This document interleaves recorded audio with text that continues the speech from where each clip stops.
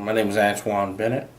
I'm co-executive director of a faith-based organization called New Song Urban Ministries.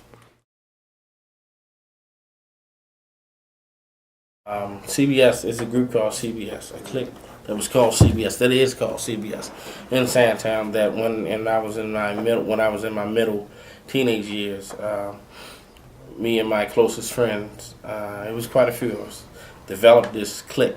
They weren't called gangs back then; they were called cliques. I was one of the last ones to graduate into that,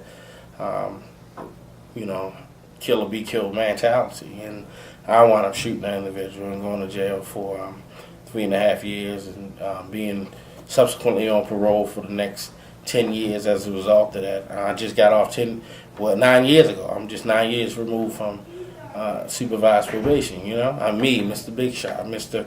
Eloquent in somebody's mind. I mean, I still have that on my record. I still remember my prison ID, 205109. I still remember that.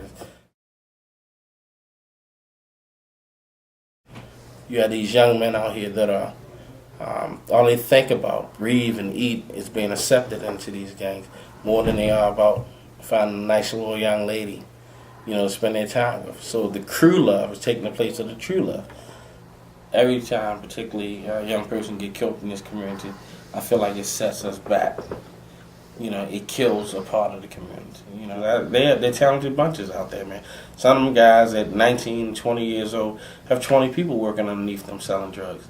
And they know exactly how many drug pills, capsules they gave each individual, and they do the math. I know I gave him 8, I know I gave him 10, I know I gave him 10. That's 28 pills divided between 3 people. I know that this one had a potency of, 3% on it. I know this one had 8%. And, they keep a track of all that stuff. Stuff that, an owner of a Fortune 500 company would have to keep track of. Anybody who loves you won't endanger you. Anybody who loves you won't send you down the road of imprisonment.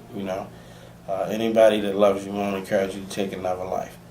And I know that now. But back then, it was a thing where I actually could see myself killing for one of my friends, and I almost did that. It was God's grace that young man that I shot lived, or it was God's grace that I wasn't on the other end of that barrel.